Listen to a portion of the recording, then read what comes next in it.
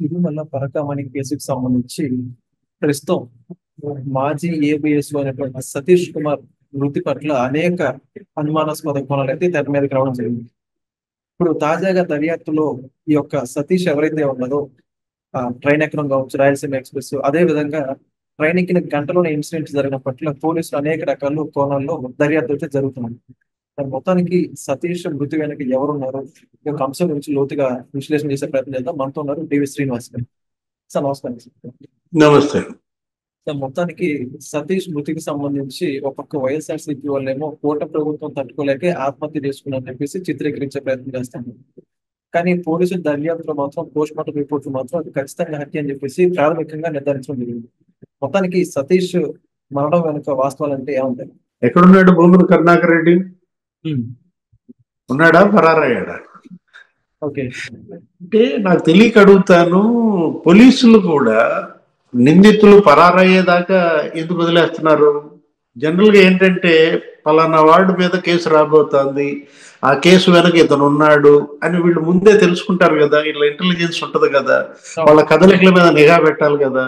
అంటే నిందితులు పారిపోయేదాకా ఉంటారు, పారిపోయినాక వేట కోసం బృందాలు పంపిస్తారు, అనేక రాష్ట్రాల్లో గాలిస్తారు. ఏంటిదంతా? ఇప్పుడు ఈ కేసు ఉంది, ఏది సతీష్ కుమార్.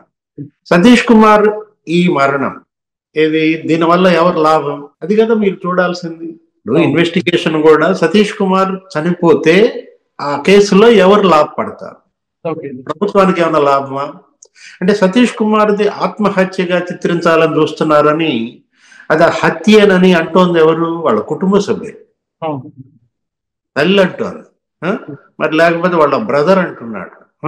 మనం చూసాం కదా పోస్ట్ మార్టం దగ్గర కానీ, లేకపోతే అక్కడ వాళ్ళు చేసిన ఆరోపణలు కానీ, ఈ కేసులో ఎక్కడ మా తమ్ముడు నిజాలు బయట పెడతాడో అని ఇతర నిందితులే మరి అతన్ని చంపించారని చెప్తోంది కుటుంబ సభ్యులైతే, భూమన కరుణాకర్ రెడ్డి ఆత్మహత్య అని ఎలా అంటాడు? శైలజానాథ్ మరి ఆత్మహత్య అని ఎలా అంటాడు? లేకపోతే దీనిపైన సిబిఐ ఎంక్వైరీ డిమాండ్ చేస్తున్నారు. అంటే సిబిఐ అంటే ఏంటి? వాళ్ళకి ఇంత చులకనైపోయింది. అంటే ఏ కేసు అయినా సిబిఐ కనుక ఇచ్చేస్తే డ్రాగ్ ఆన్ చేస్తుందనా? ఇంకో 10-13 ఏళ్ళు బయట ఉండొచ్చానా? పరిటాల రవి హత్య కేసు గుర్తొస్తుంది నాకు.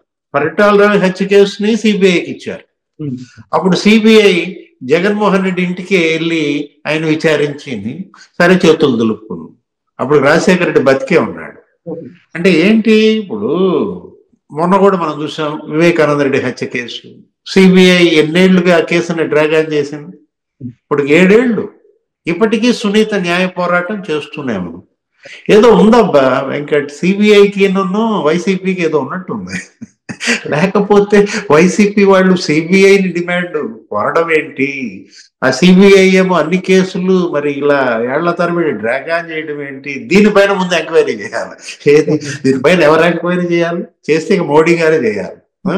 ఒకటి ఇక్కడ మనం తీసుకోవాల్సింది, సతీష్ కుమార్ రాయలసీమ ఎక్స్ప్రెస్ ఎక్కడానికి గుంతకల్ రైల్వే స్టేషన్, ఆయన మోటార్ సైకిల్ పార్క్ చేస్తున్న దృశ్యాలు చూశారు కదా. అక్కడ అనుమానాస్పదంగా ఎవరున్నారు? సతీష్ కుమార్ తో పాటు ఎవరన్నా ఫాలో అయ్యారా?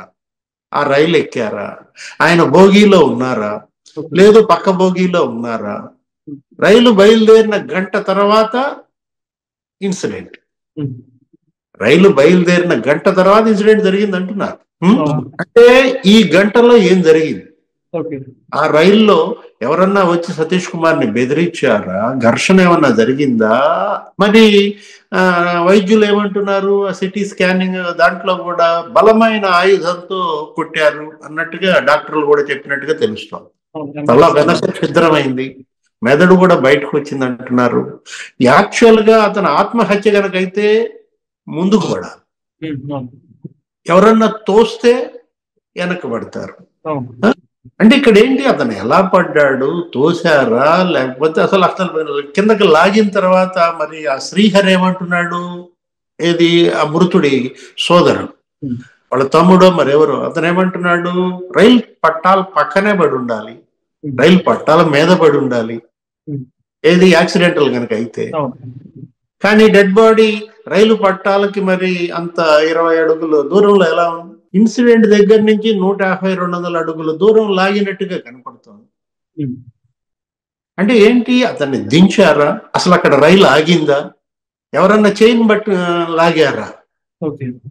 వీటన్నిటిపైన మరి అక్కడ దర్యాప్తు జరపాలంటే అతని సహ ప్రయాణికులు ఎవరున్నారు, ఎవరెవరితో అతను మాట్లాడాడు ఆ గంట ప్రయాణంలో, వీటన్నిటిపైన నిశ్చితమైన దర్యాప్తు జరపాలి. ఇప్పుడు కేసు కూడా ఫైల్ అయింది. కేసుని మరి తాడిపత్రి స్టేషన్కి ఇచ్చినట్టున్నారు. రవిశంకర్ అయ్యన్నారు, మరి ఆయన కూడా వెళ్ళారు. ఏది ఈ కేసు విచారిస్తున్నారు, పరకామణి కేసు సిఐడి డీజీ రవిశంకర్ అయ్యన్నారు దీన్ని ప్రతిష్టాత్మకంగా తీసుకోవాలి. ఎందుకంటే ఆయన కెరీర్ లో ఇది ఒక సవాల్. మరి పరకామణి చోరీ కేసు విషయంలో దర్యాప్తు జరుపుతుంటే ఫిర్యాదుదారు చంపారంటే చాలా సీరియస్ ఇష్యూ. ఇంకా అతను అంటాడు, భూమన కరుణాకర్ రెడ్డి పోలీసులకే భద్రత లేదంట. అంటే ఏంటి, రెచ్చగొడుతున్నాడా, సానుభూతి చూపిస్తున్నాడా? పోలీసులకే భద్రత లేదంటాడు, ఇది పోలీసు సమాజానికే మచ్చ అంటాడు.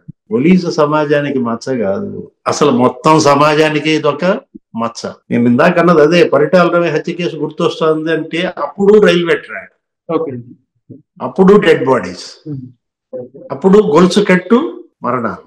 గొలుసు కట్టు మరణాలంటే వరుస పెట్టి పరిటాల రవి హత్య కేసులో మొద్దు సీన్ జోలకంటి శ్రీనివాసరెడ్డి అతన్ని చంపారు. ఏంటి, జైల్లో ఆ డబ్బెలతో ఏదో మోదీ చంపినాడు. ఆ ఓం ప్రకాష్ అతను కూడా మరి చనిపోయాడు అనారోగ్య కారణాలతో. అప్పటిదాకా బాగున్నాడు, మరి ఎలా అనారోగ్య కారణాలతో చనిపోయాడు? ఆ జైల్లో ఏం జరిగింది అంటే, ఒకటి ఓం ప్రకాష్ అనుమానాస్పద మరణం, లేకపోతే మద్దెల చెరువు సూరి హత్య, ఆ తర్వాత మరి Sambasivarao, doctor Sambasivarao dead body ఇలాగే ఎక్కడ, రైలు పట్టాల మీద. ఇప్పుడు నెక్స్ట్ డాక్టర్ అది అందరూ మల్లికార్జున, అతని డెడ్ బాడీ రైలు పట్టాల మీద.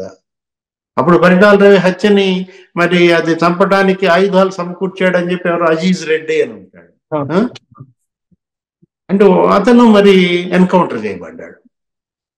రాజశేఖర రెడ్డి ప్రభుత్వంలో అతను ఎన్కౌంటర్ చేయబడ్డాడు. ఇవన్నీ అప్పట్లో అనుమానాస్పద మిస్టరీ మరణాలుగా నమోదయ్యాయి. వివేకానంద రెడ్డి హత్య కేసే మనం చూసాం కదా, దాంట్లో కూడా సాక్షులు లేకపోతే సహనిందితులు ఏ విధంగా చనిపోయారు. అక్కడ ఎవరు, గంగాధర్ రెడ్డి, కువైట్ గంగాధర్ రెడ్డి చనిపోవటం, సూయిసైడ్ లెటర్, కూల్ డ్రింక్ సీసాలో ఏదో కలుపుకున్నట్టుగా, ఆ సూయిసైడ్ లెటర్ లో 2 చేతి రాతలు. శ్రీనివాస్ రెడ్డి అనుమానాస్పద మరణం. ఇప్పుడు నన్ను 10 కోట్లు ఇస్తానని ఆఫర్ ఇచ్చారు, ఈ నేరం గనక నా మీద వేసుకుంటే దేవిరెడ్డి శివశంకర్ రెడ్డి అని అతను చెప్పినట్టుగా వాంగ్మూలం ఇచ్చినట్టుగా గతంలో నమోదు. ఒక్క వాళ్ళిద్దరే కాదు కదా, వాచ్మెన్ రంగన్న చనిపోయాడు. లేకపోతే ఆయన ఎవరు, డాక్టర్ అభిషేక్ రెడ్డి, జగన్మోహన్ రెడ్డి బంధువు, అతను వెళ్ళి మరి విచారణకి వెళ్ళాడు, సిబిఐ విచారణకి, అనారోగ్యంతో చచ్చిపోయాడు. ఎక్కడి నుంచి వస్తున్నాయి ఈ అనారోగ్యాలు చెప్పు? అనారోగ్యాలతో ఓ ప్రకాష్ చనిపోవటం ఏంటి పరిటాల రవి కేసులో? అంటే ఎవరు చనిపోవాలో వీళ్ళే అనారోగ్యం తెప్పిస్తారా? వాళ్ళకి ఎవరు చనిపోవాలో వీళ్ళే చంపేస్తారా? అడ్డు తొలగించుకోవటంలో ఆంధ్రప్రదేశ్ లో నేరస్తులు కొత్త కొత్త ఏమంటాం మోడల్స్ గా మారారా, నమూనాలు సృష్టిస్తున్నారా? సతీష్ కుమార్ని అడ్డు తొలగించుకున్నారు, ఇది వాస్తవం. ఎవరికి అతను అడ్డు అయ్యాడు దానిపైన విచారణ జరపాలి, వాళ్ళని పిలిపించాలి. ఇప్పుడు ముందు అసలు శైలజానాథ్ను కూడా పిలిపించి విచారించాలి. స్టేట్మెంట్లు ఇచ్చింది వాళ్ళిద్దరే. ఏంటి, అనుమానాస్పద మరణాలు అన్నారు, ఆత్మహత్య చేసుకున్నాడు అన్నారు, లేకపోతే సిబిఐ ఎంక్వైరీ, సుప్రీంకోర్టు జడ్జి విచారణ డిమాండ్ చేస్తున్నారు. అసలు ఇక్కడ ఎవరు విచారణ చేశారనేది కాదు, విచారణ చేసే సంస్థకి చిత్తశుద్ధి ఉందా లేదా, నిజాయితీగా విచారణ చేస్తున్నారా లేదా. ఒక ఎస్ఐ చేస్తే చాలయ్యా మొత్తం బయటకు వచ్చింది. చిత్తశుద్ధితో విచారణ గనక చేస్తే స్టేషన్ హౌస్ ఆఫీసర్ మించినాడు ఎవడు ఉంటాడు? అంటే ఒకటి ఇక్కడ కావాల్సింది దర్యాప్తు చిత్తశుద్ధితో జరపాలి, నిజాయితీగా జరపాలి, దోషుల్ని కఠినంగా శిక్షించాలి. ఇవాళ ఆ బిడ్డను చూస్తే బాధేస్తాను. సతీష్ కుమార్ ఆ బిడ్డ 3 ఏళ్ల కొడుకు అంట, 3 years అంట ఆ బేబీ. లేకపోతే ఇంకొక కూతురు ఉంది 8 ఏళ్ల బిడ్డ. 8 ఏళ్ల కూతురు, ఆ 3 ఏళ్ల ఆ బాలుడు ఇవాళ అనాథలయ్యారు. ఎవరిదా పాపం? అంటే పరకామణి కేసు ఒక పాపం. అంటే ఏంటి? హుండీలో డబ్బులు దొంగతనం చేయడం ఒక పాపం. ఆ దొంగతనం చేసిన డబ్బులు మళ్ళా వీళ్ళు బినామీలు రాంచుకోవటం మహాపాపం. రవికుమార్ ప్రాణాలకు భద్రత కల్పించండి, ఆయన ప్రాణాలకు ముప్పు ఉందని భానుప్రకాష్ రెడ్డి స్టేట్మెంట్ ఇచ్చారు. మనం మొదటి నుంచి అనుకుంటున్నాం ఏంటి, అసలు రవికుమార్ అజ్ఞాతంలోకి వెళ్తే అసలు ఉన్నాడా లేపేశారా అని. అప్పట్లో రవికుమార్ పైన ఆయన అజ్ఞాతంలోకి వెళ్తే అసలు కనపడకపోతే, ఎక్కడ రాకపోతే మొన్న వచ్చినట్టున్నాడు, వచ్చి విచారణకు హాజరయ్యాడు. మరి ఇవాళ అతను కూడా లేపేస్తారా? ఇవాళ ప్రభుత్వం, పోలీసు ఇవాళ ఈ విధంగా కనుక వదిలేస్తే నేరస్తులు అయిపోతారు. ముందు ఈ కేసులో అనుమానాస్పద వ్యక్తుల కదలికల పైన నిఘా పెట్టాలి, వాళ్ళు పరారీ కాకుండా చూడాలి. నెక్స్ట్ దోషుల్ని గుర్తించాలి, కఠినంగా శిక్షించాలి. అప్పుడే సతీష్ కుమార్ ఆత్మకి శాంతి. దేవుడు ఉన్నాడు, ఆయన చూసుకుంటాడు. ఏంటి అది వేరే విషయం. ఇప్పుడు జగన్మోహన్ రెడ్డి చెప్తాడు కదా, పైన దేవుడు ఉన్నాడు, కింద జనం ఉన్నారని. దేవుడు అన్ని చూస్తాడు, వేయాల్సిన శిక్ష వేసేయటానికి ఆయన ఎప్పుడూ సిద్ధమే. కాకపోతే వీళ్ళు ఉపయోగపడతారు ఆయనకి. ఏది వాళ్ళ సిబిఐయా లేకపోతే సిట్టా, రవిశంకర్ అయ్యన్నారా, డీజీపీ లేకపోతే హోమ్ మినిస్టర్ అనిత, దీనిపైన చాలా సీరియస్ గా తీసుకోకపోతే ఇక ఇలాగే పెరుగుతాయి. ఏంటి ఈ గొలుసు కట్టు హత్యలు. నమస్తే.